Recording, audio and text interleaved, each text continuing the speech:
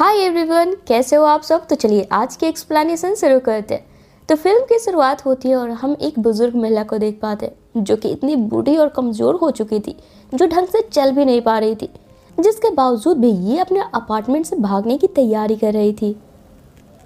और चूंकि यहाँ से निकलने का हर दरवाज़ा बंद है, ये बूढ़ी महिला कपड़े की रस्सी तैयार कर अपार्टमेंट की खिड़की से कूद पड़ती है। पर तभी हम देखते हैं ये नीचे ज़मीन तक पहुँचे इससे पहले ये कपड़े से बनी रस्सी इस बूढ़ी महिला को अपनी ओर खींच लेती है और खिड़की खुद ब खुद ही बंद हो जाती है। और इसी के साथ अब कहानी इस घटना के कुछ महीने बाद की दिखाई जाती है, जहाँ पर एक 25 साल की लड़की जिसका कि नाम एना है, ये उसी अपार्टमेंट में रेंट के लिए जगह देखने आई थी, जिसे कि हमने फिल्म की शुरुआत में देखा था, जहाँ पर एना को इस बिल्डिंग का मैनेजर मूलर मिलता है और इस अपार्टमेंट की करंट किराएदार, जिसकी उम्र लगभग उतनी ही दिख रही थी जितना कि फिल्म की शुरुआत में हमने उस बूढ़ी महिला को देखा था। वहीं पर एना को ये अपार्टमेंट काफ़ी पसंद आ जाता है, क्योंकि यहाँ स्पेस भी ज़्यादा था और मेन बात ये थी कि इसकी रेंट बाकी के अपार्टमेंट के मुकाबले काफ़ी कम थी। जहाँ पर अब एना यहाँ पर एक्साइटेड होकर यूं ही इन्हें अपनी कहानी सुनाने लगती है कि ये इस शहर में नई है। एना यहाँ पर एक्स बॉयफ्रेंड के साथ आई थी अपने रिश्ते को दोबारा मौका देने, पर इनकी कुछ खास जमी नहीं। अभी एना ये सब बोल ही रही थी, तभी ये बूढ़ी महिला हड़बड़ी में बोलती है, तुम्हें ये अपार्टमेंट चाहिए या नहीं। जैसे मानो ये महिला कितनी एक्साइटेड है ये अपार्टमेंट एना को सौंप कर यहाँ से जाने के लिए। जवाब में एना यहाँ रुकने को तैयार हो जाती है और फिर मिस्टर मूलर द्वारा दिए गए कॉन्ट्रैक्ट पेपर पर साइन कर फौरन ही इस अपार्टमेंट में शिफ्ट कर अपना सामान जमाने लगती है। जहाँ पर तो ये पहले पूरे कमरे की क्लीनिंग करती है और फिर अपने पसंद की दीवार को भी कलर करती है और फिर आखिर में कमरे से निकले सारे कचरे को बाहर डस्टबिन में फेंक कर जैसे ही वापस आती है, ये देखती है कमरा वापस से पहले जैसा ही हो गया है। यहाँ तक कि दीवार की कलर भी पुरानी वाली आ गई है और तो और टेबल पर रखा फ्रेश फ्रूट भी सड़ गया, मानो ये कितने दिनों से यहाँ पड़ा हो। पर एना को लगता है ये सब शायद इसका भ्रम है, शायद इसने अभी तक ताजे फल रखे ही नहीं थे। और फिर ये वापस से इस कमरे के कचरे को डस्टबिन में डाल आती है और इस बार भी जब ये कमरे में वापस आती है, चीज़ें वापस से पहले जैसी ही दिखती है। अब इस प्रोसेस को 3-4 बार करने पर अब एना काफ़ी थक गई थी और यूं ही भूखे पेट ये सोफे पर सो जाती है। तभी आधी रात को यहाँ कमरे में रखा रेडियो अचानक से ऑन हो जाता है,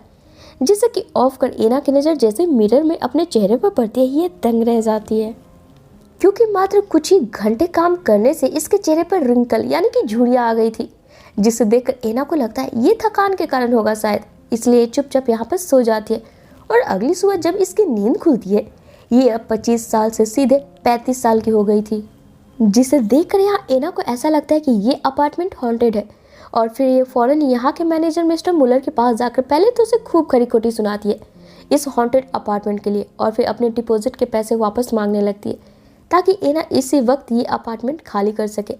जवाब में मिस्टर मुलर एना को कॉन्ट्रैक्ट पेपर, जो कि शुरुआत में एना ने साइन करी थी, उसे दिखाते हुए बोलता है, इस पेपर पे साफ साफ लिखा हुआ है कि आप ये अपार्टमेंट तब तक खाली नहीं कर सकती हैं जब तक कि यहाँ कोई न्यू रेंटर ना आ जाए। जिसे सुन यहाँ पर एना यहाँ पर मिस्टर मुलर को पुलिस में कंप्लेन करने की धमकी देती है, पर मिस्टर मुलर को तो जैसे कोई फर्क ही नहीं पड़ता और ये बस एना को बार बार एक ही बात बोल रहा होता है कि एना इन चीज़ों में पढ़ने के बजाय कॉन्ट्रैक्ट पेपर के अकॉर्डिंग चुपचाप अपार्टमेंट के भीतर ही रहे। पर एना इसकी एक नहीं सुनती और यहाँ से निकलकर पहले तो वो क्लिनिक में अपना टेस्ट करवाने पहुँचती है ताकि इसकी रिपोर्ट के अनुसार ये FIR दर्ज कर सके। पर हम क्लिनिक में मौजूद महिला को देखते हैं, जिसे जैसे ही मालूम पड़ता है कि ये हॉन्टेड अपार्टमेंट से आई है,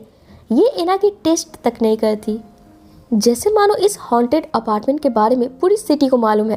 पर कोई इसके पचड़े में पड़ना नहीं चाहता है।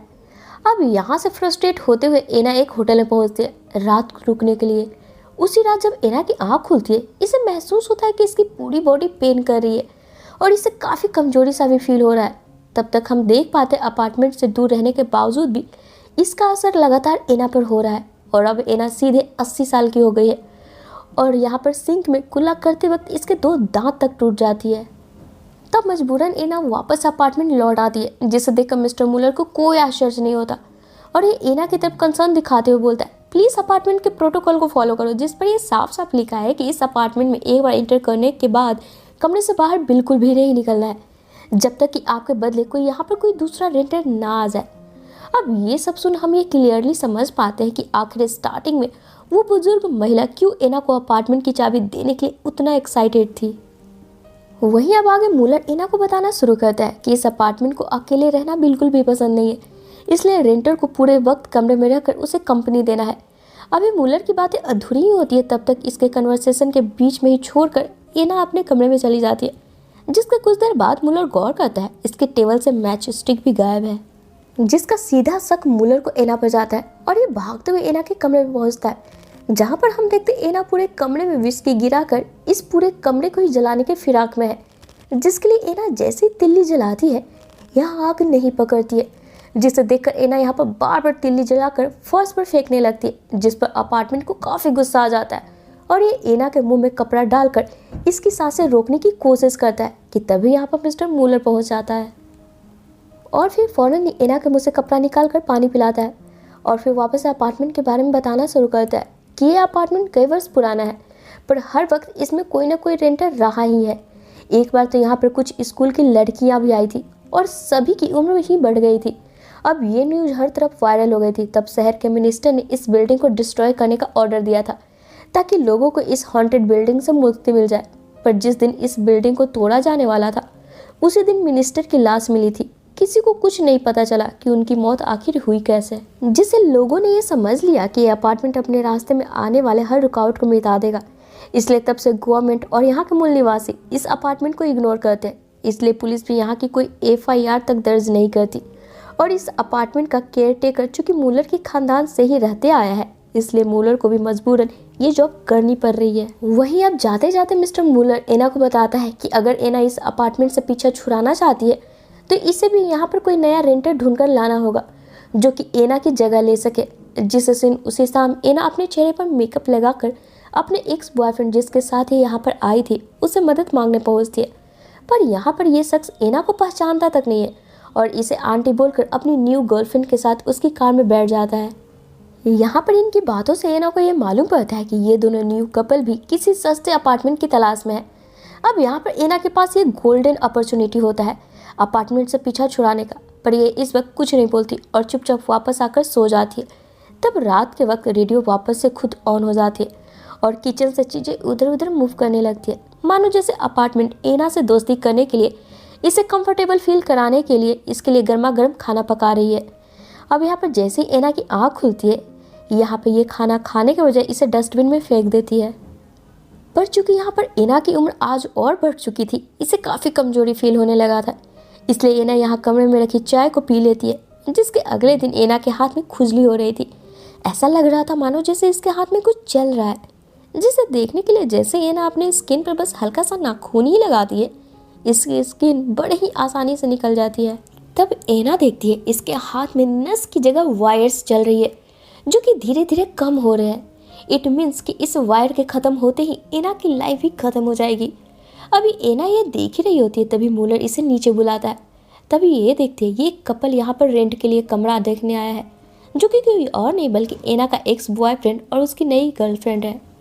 जिन्हें कि इस प्राइस के अकॉर्डिंग ये अपार्टमेंट काफ़ी पसंद आ गया था और ये लोग भी एना की तरह ही कॉन्ट्रैक्ट पेपर भी साइन करने को तैयार हो गए थे। मीन्स एना बस इस अपार्टमेंट से आज़ाद होने के एक कदम पीछे थी, जहाँ पर जैसे ही डैनियल पेपर पर साइन करने ही वाला होता है एना को अपना टाइम याद आ जाता है कि किस तरीके से इसे भी यहाँ के जाल में फंसाया गया था और ये फ़ौरन ही डैनियल के हाथ पर गर्म चाय फेंक कर इस कपल को यहाँ से भगा देती है, ये बोलकर कि ये लोग यहाँ वापस बिल्कुल भी ना लौटे। चूँकि ये एना का लास्ट मौका था, एना के इस डिसीजन पर मूलर दंग रह जाता है, जिसके बाद एना मूलर को ऑर्डर देती है कि मूलर बाहर से इस अपार्टमेंट को लॉक कर यहाँ से चला जाए। चूँकि 1-2 दिन एना जिंदा रह पाएगी, अपार्टमेंट का ध्यान मूलर पर बिल्कुल नहीं जाएगा, तब तक मूलर यहाँ से कहीं दूर निकल सकता है। शायद अगर इस अपार्टमेंट में यहाँ कोई रेंटर ना रहने लगे तो इस अपार्टमेंट का स्पिरिट शायद मर जाए, जिसे सुनकर मूलर यहाँ पर एना की बात मानकर चला जाता है। जिसके 2 दिन बाद जब एना की बॉडी एकदम फीकी पड़ने लगती है, ये आराम से सोफे पर बैठ जाती है अपने अंतिम पल के लिए और धीरे धीरे करके इसका पूरा शरीर गायब हो जाता है और इसी के साथ ये मूवी यहीं पे ख़त्म हो जाती है। तो फ्रेंड्स, ये थी मेरी आज की वीडियो। अगर आपको पसंद आई हो तो वीडियो को लाइक और शेयर करना बिल्कुल ना भूलें। साथ ही अगर आप मेरे चैनल पर न्यू हो तो इसे ऑल बेल नोटिफिकेशन के साथ सब्सक्राइब भी जरूर कर ले। तो चलिए फिर मिलते हैं अपने नेक्स्ट वीडियो में। Till then take care and bye bye.